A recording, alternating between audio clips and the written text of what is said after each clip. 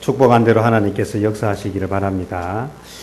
오늘은 비참한 인생들 가운데 계신 예수님, 비참한 인생들 가운데 계신 예수님이란 제목으로 잠시 말씀을 전하겠습니다. 갈릴리의 작은 산에 찾아오신 예수님, 이 예수님에 대한 소문이 사람들에게 전해졌습니다. 이 소문을 듣고 사람들이 모여들었어요. 모인 데는 다 이유가 있겠죠. 과연 이 소문이 진짜인가 가짜인가, 또 그 소문에 의한 그 결과들이 또 자기에게도 일어나기를 바라는 마음들, 뭐 여러 가지 동기들을 가지고 예수님께로 모여들었을 것입니다. 자리에 앉아 주변에 모인 큰 무리들을 보고 계신 예수님, 예수님이 볼 때에 사람들의 눈빛을 보면서 저들이 무엇을 원하는가 이렇게 살펴보았습니다. 그들의 눈 속에 무엇이 들어있었을까요? 그들이 그곳에 왔을 때는 목적이 있어서 왔을 것입니다. 예수님에 대한 희망, 또 두려움, 혹시라도 자기에게 그 희망이 이루어지지 않을지도 모르는 그 절망에 대한 두려움, 불안, 또 어쩌면 정말 오늘 이 자리가 내 인생에 기적을 경험하는 자리가 될지도 모른다는 그런 기대가, 다양한 마음들을 가지고 그곳에 모였을 것입니다. 결국 그 자리에 모였던 사람들 대부분은 비참한 사람들이 주를 이루었다 이렇게 볼 수 있습니다. 뭐 답답한 게 없는 사람들이 그곳에 왔겠습니까? 가진 게 많고 여유가 있고 뭐 하고 싶은 일들이 많은 사람들이 그곳에 왔다고 하기는 어려울 거예요. 적어도 그곳에 온 사람들은 고통받는 사람들, 비참한 사람들, 억눌린 사람들, 외로운 사람들, 고칠 수 없다고 그렇게 진단받은 불치병을 앓고 있는 사람들, 뭐 다양한 사회의 약자들이 그곳에 모였을 것이다. 충분히 미루어 짐작할 수 있습니다. 근데 사실 사람들이 보통 고통을 당하거나 어려움에 처하게 되면 당당하게 되지 않고 어떻게 됩니까? 위축됩니다. 있는 사람들이 어디 모임에 잘 가지, 뭐 가진 것도 별로 없고 힘든데 모임 잘 안 갑니다. 동창회 모임 어떤 사람들이 자주 가겠습니까? 동창회 모임에 갈 정도 되면 그래도 하다못해 뭐 먹고 살만해야 동창회 찾아가지, 목구멍이 포도청이라서 당장 먹고 죽을 것도 없는데 동창회 한다고 오라면 가겠습니까? 다시 이야기하면 사람은 어렵거나 고통스러우면 당당해지지 못해요.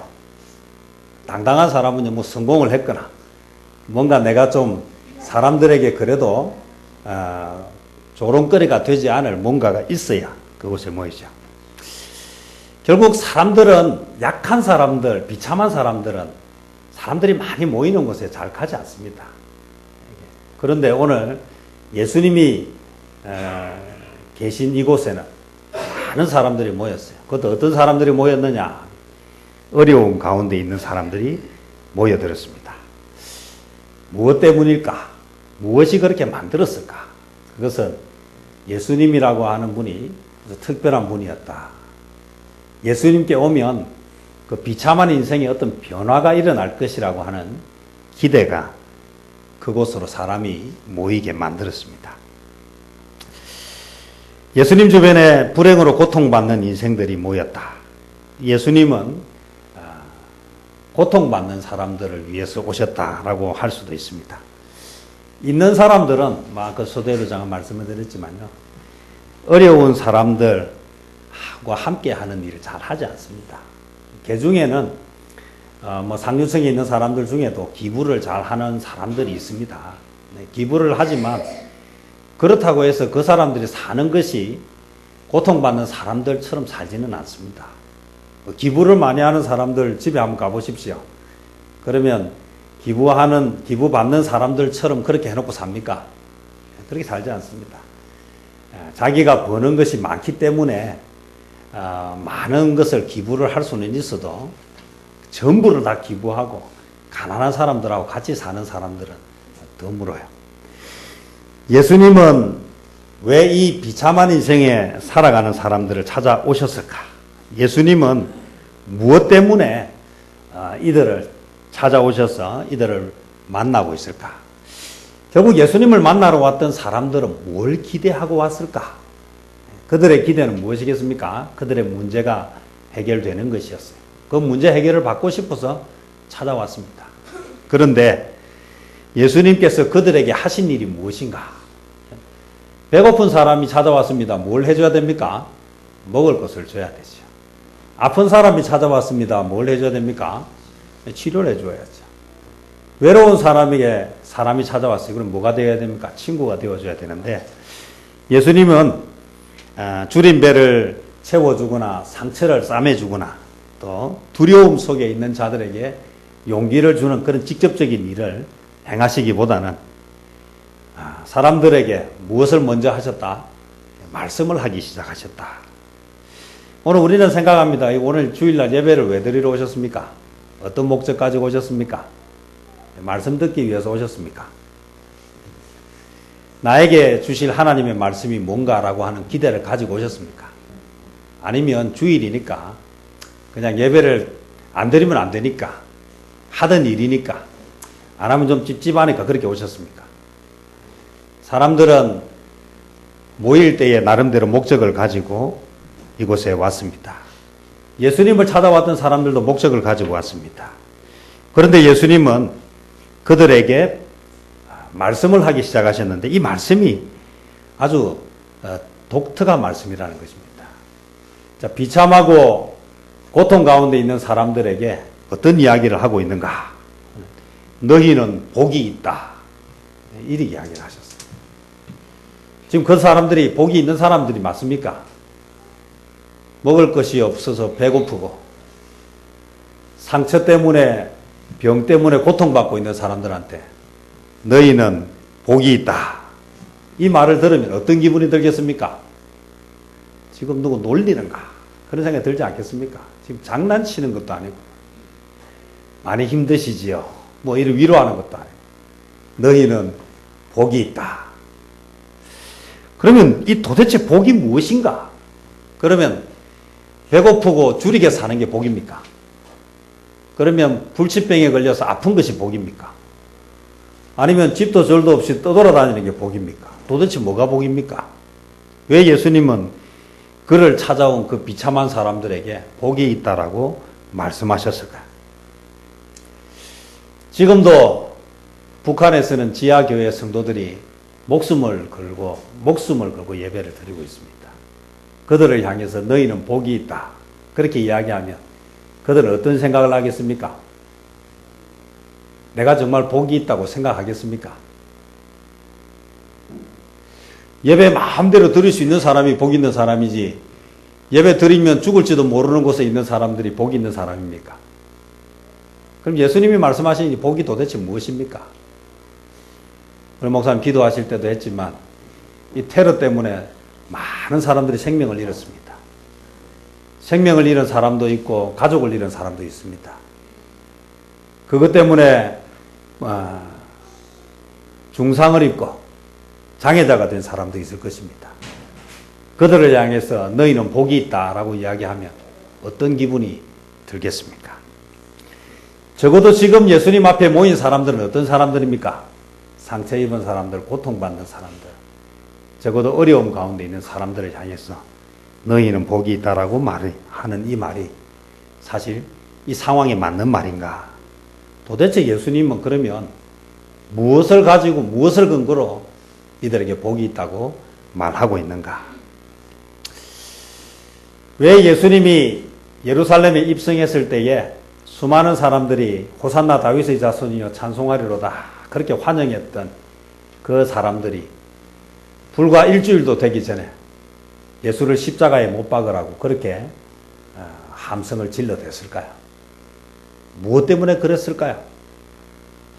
왜 예수 믿는다고 하면서 어느 순간이 되면 감사는 사라지고 원망과 불평만 남게 될까요? 오늘 도대체 우리가 믿는 예수님은 어떤 분인가요? 예수님이 말씀하신 이게 팔복에 관해서 오늘 우리는 어떻게 이해하고 받아들여야 할까요? 이 팔복은 고통받는 자들에게 주시는 하나님이 내미시는 따뜻한 손입니다. 근데 뭐가 그런가? 내용을 한번 보면 가난한 자는 복이 있다. 그러면서 24절에 보면 부요한 자여 너희는 너희의 위로를 이미 받았다. 화가 있을 것이다. 성경이 이야기하고 있는 것은요. 가난하면 복이 있고 부자는 화가 있다고 이야기합니다. 그런데 오늘 우리는 끊임없이 뭐를 추구하며 살아갑니까? 부를 추구하면서 살아갑니다. 참 아이러니하지 않습니까? 하나님은 주 앞에서 자기를 낮추는 자, 하나님이 높이신다고 말씀하시고, 자기를 높이는 자는 낮추신다고 말씀하십니다. 이것도 세상이 말하는 것과 다르지 않습니까? 사람들은 높아지려고 하지 낮아지려고 하지 않습니다. 성경은 낮아지라고 이야기하지 높아지라고 말하지 않습니다. 도대체 어디에 장단을 맞추고 살아야 되겠습니까? 가난한 자가 복이 있다고 이야기하지 부자가 복이 있다고 말하지 않는 이 팔복을 어떻게 받아들여야 하겠습니까? 지금 줄인 자는, 배고픈 자는 복이 있다고 이야기합니다. 그런데 25절에 보면 너희 지금 배부른 자여 너희는 줄이리로다. 화 있을진저. 지금 배부른 사람과 배고픈 사람 누가 복이 있다고 이야기합니까? 도대체 이 팔복이 주는 의미가 무엇이겠습니까? 도대체 어느 구석을 봐서 복이 있는 사람입니까? 여러분 이런 복 받고 싶으십니까? 여러분 주님이 하시는 이 말씀이 나에게 이루어지기를 소원하면서 아멘으로 받을 수 있습니까? 하나님의 말씀이 도대체 무엇을 우리에게 전하고 있는가? 지금의 인생의 과정들을 가지고 우리는 이야기할 수 없습니다. 새벽에도 제가 잠시 말씀을 드렸지만 어제 우리 한국 야구가 미국을 8대 0으로 이기고 우승을 했어요. 어제 야구는 그런 대로 보기가 좀 쉬웠을 거예요. 좀 즐거웠을 거예요. 그런데 준결승전에서 일본하고 할 때만 해도 8회까지 3대 0으로 지고 있다가 9회에 4점을 내어서 4대 3으로 역전을 했어요. 8회까지 도쿄돔에 있던 일본 사람들은 참 행복했습니다. 9회 그 마지막 순간에 불행했었어요. 그러면 8회까지 우리 국민들은 어땠겠습니까? 불행했어요. 왜냐하면 그 앞에 일본에게 5대 0으로 졌기 때문에. 서력전이라고 했는데 8회까지 3대 0으로 또 지고 있었어요. 지금은 어떻습니까? 앞으로는 어떨 것 같습니까?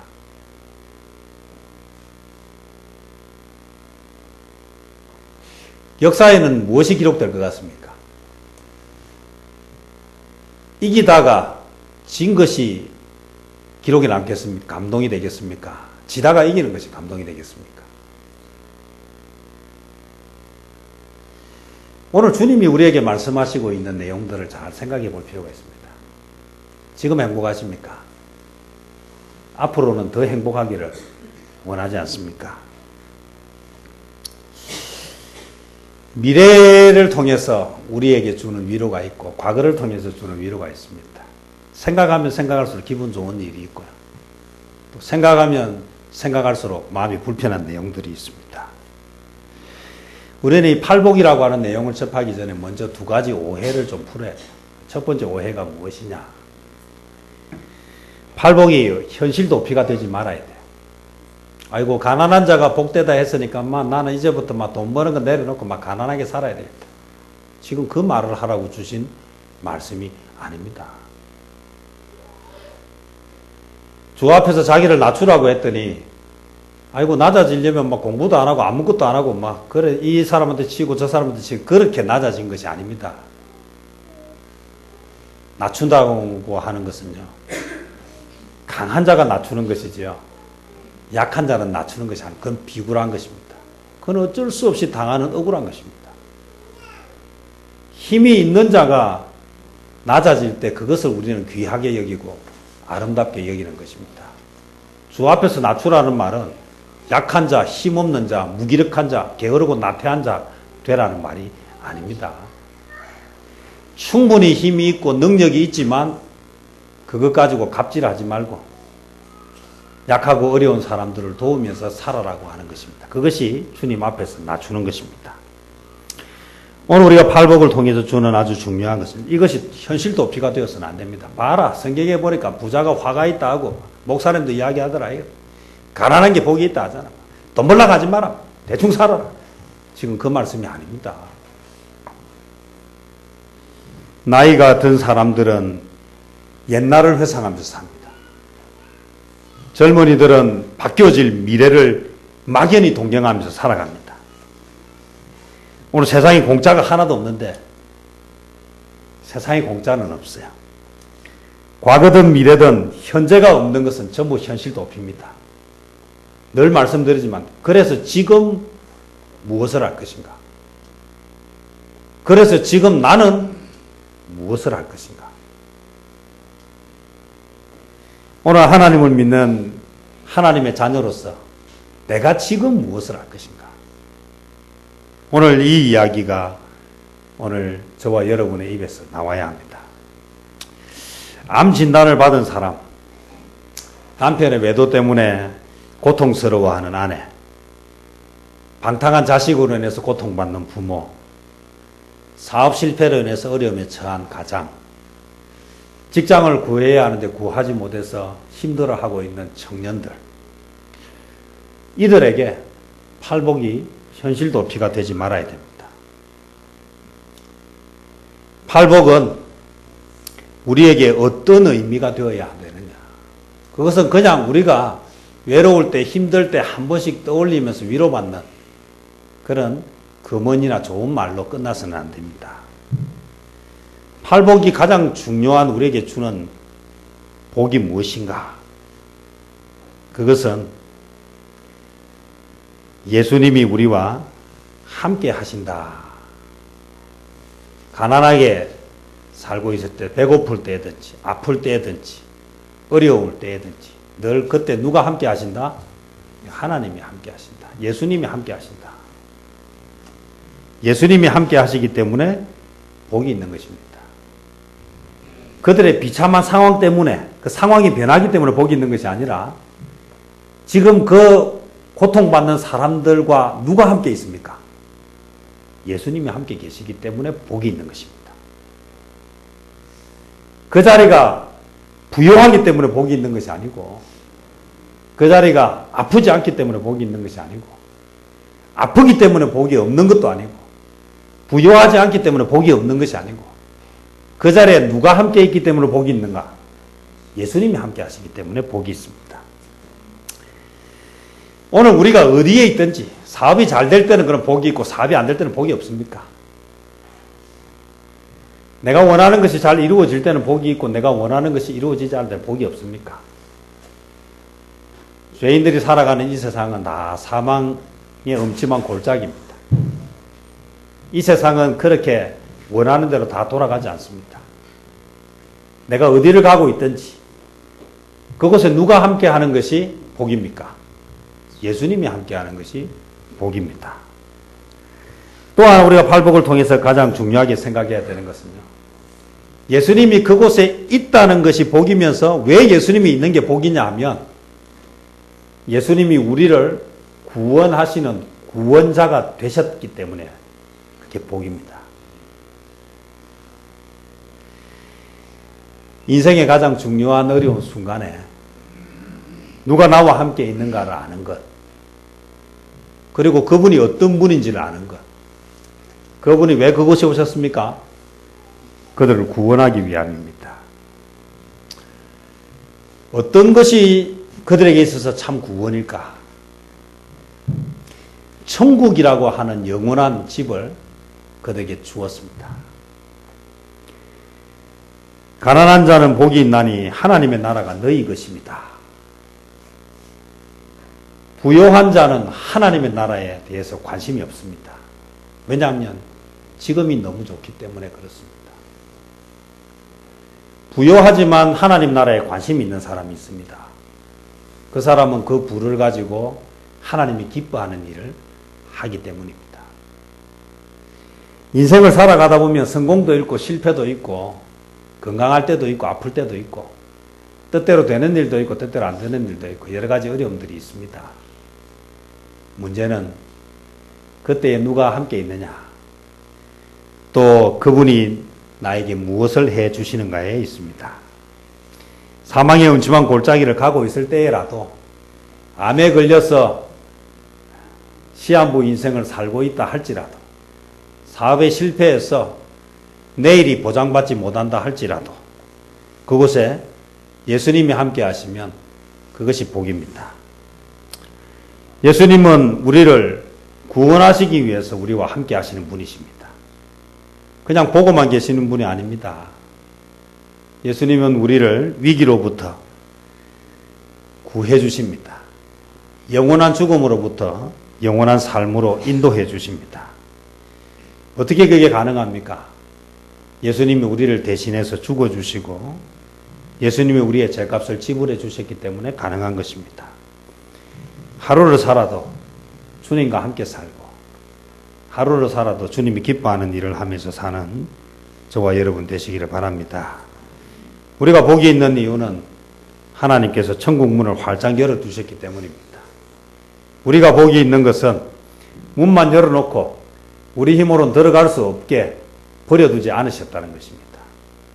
문을 열어놓고 들어갈 수 있도록 도와주시기 때문입니다. 이것이 팔복이 주는 중요한 교훈입니다. 오늘 아버지의 이름으로 오신 그분, 우리 가운데 계셔서 우리를 인도하시고 우리를 천국으로 마지막까지 책임지시는 그분 때문에 너희는 복이 있다라고 말씀하신 것입니다. 가난하기 때문에 무조건 천국에 가고 부자는 지옥에 간다는 의미가 아닙니다. 주님과 함께 있는 사람, 그래서 주님이 천국으로 인도하는 사람이 복이 있다는 것입니다. 그곳에 찾아온 사람들은 예수님께 왔고 그것 때문에 예수님이 그들과 함께 있었고 예수님을 통해서 천국에 들어가는 방법을 알게 되고 예수님이 그들을 천국으로 인도하셨기 때문에 그들이 복이 있는 것입니다. 지금 내가 처해 있는 환경이나 여건은 변할 수 있습니다. 좋을 때도 있고 굳을 때도 있고 아플 때도 있고 건강할 때도 있고 뜻대로 일이 잘 될 때도 있고 잘 되지 않을 때도 있습니다. 그건 중요하지 않습니다. 그 순간에 내가 누구와 함께 하고 있는가, 그분이 나에게 무엇을 주셨는가를 생각하면서 비참한 인생들 가운데 계신 예수님이 더 이상 그들을 비참하게 버려두지 않으셨다는 이 사실을 기억하고 오늘 우리가 어디에 있든지 주님과 함께 주님 주시는 은혜 가운데 살아가는 저와 여러분 되시기를 바랍니다. 기도하겠습니다. 주님 감사합니다.